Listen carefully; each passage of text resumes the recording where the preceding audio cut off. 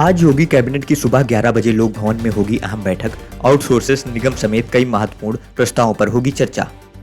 CM योगी ने 2027 तक मक्के का उत्पादन दोगुना करने का रखा लक्ष्य। मुख्यमंत्री की मंशा के अनुरूप कृषि विभाग की ओर से लखनऊ में आयोजित राज्य स्तरीय खरीफ गोष्ठी में कृषि मंत्री सूर्य प्रताप शाही ने किसानों से मक्का उत्पादन बढ़ाने की अपील की।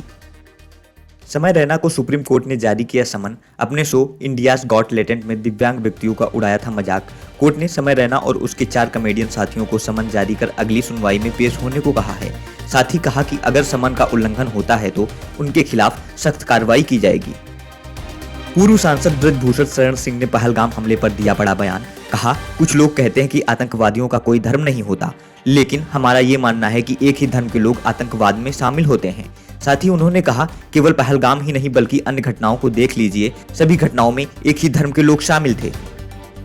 पहलगाम में हुए आतंकी हमले के मद्देनजर पर्यटकों की सुरक्षा सुनिश्चित करने के लिए केंद्र और राज्यों को निर्देश दिए जाने की याचिका पर सुप्रीम कोर्ट ने सुनवाई से किया इनकार।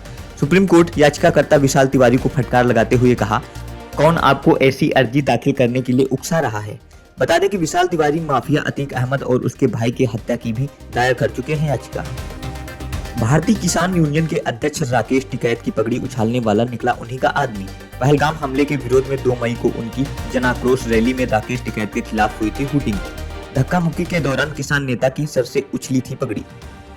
भारतीय किसान यूनियन के अध्यक्ष राकेश टिकैत गाजियाबाद कोर्ट में तारीख पर पहुंचे। इस दौरान उन्होंने कहा कि पहलगाम हमले के मामले में वह सरकार के साथ हैं। साथ ही उन्होंने कहा, अगर कोई भारतीय महिला पाकिस्तानी व्यक्ति से शादी करती है तो उसे यहाँ रहने का कोई अधिकार नहीं है।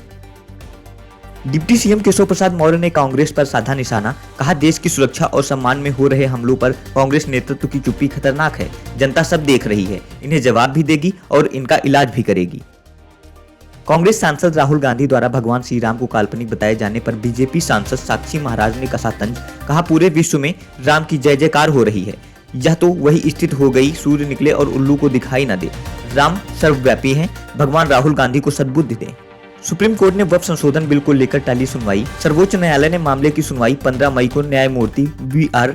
गवई के समक्ष निर्धारित की है। बी.आर. गवई देश के अगले मुख्य न्यायाधीश होंगे। ऐसे में याचिका अब उनके सामने ही रखी जाएगी।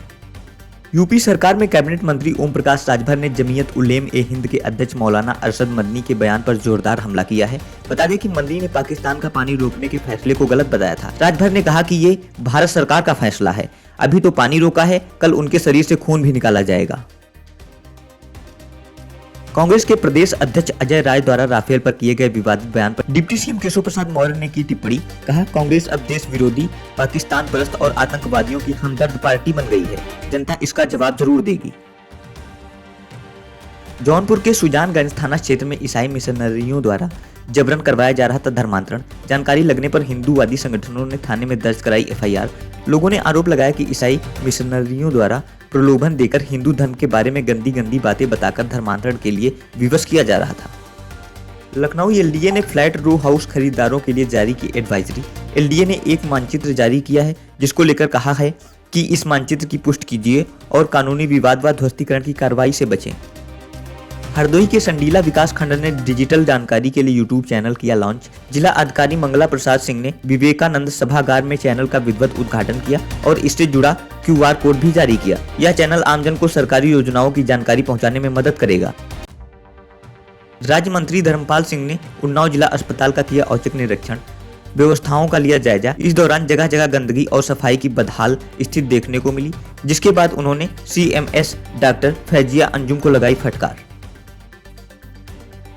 मुर्शिदाबाद के जफराबाद में मारे गए पिता पुत्र के परिवार ने पुलिस की भूमिका पर सवाल उठाते हुए कलकत्ता हाईकोर्ट का खटखटाया दरवाजा। परिवार का आरोप है कि पुलिसकर्मी उन्हें प्रताड़ित कर रहे हैं, साथ ही उनके साथ अभद्रता कर रहे हैं। रूस के राष्ट्रपति पुतिन ने पीएम मोदी से फोन पर की बात। उन्होंने पहलगाम हमले का जिक्र करते हुए आतंकी हमले के दोषियों और उनके समर्थकों को न्याय के कटघरे में लाने की कही बात। साथ ही उन्होंने कहा, आतंकवाद के खिलाफ लड़ाई में रूस भारत के साथ है। रूस के राष्ट्रपति पुतिन वार्षिक उच्च स्तरीय बैठक के लिए भारत आएंगे। राष्ट्रपति पुतिन ने पीएम मोदी का निमंत्रण किया स्वीकार। रूसी न्यूज एजेंसी तास ने दी जानकारी। आज आईपीएल 2025 का 56वां मुकाबला मुंबई इंडियंस बनाम गुजरात टाइटंस के बीच मुंबई के वानखेड़े स्टेडियम में खेला जाएगा। प्लेऑफ की रेस के मद्देनजर दोनों टीमों के बीच यह मुकाबला काफी अहम होने वाला है। रन रेट बेहतर होने की वजह से मुंबई तीसरे और गुजरात चौथे स्थान पर मौजूद है।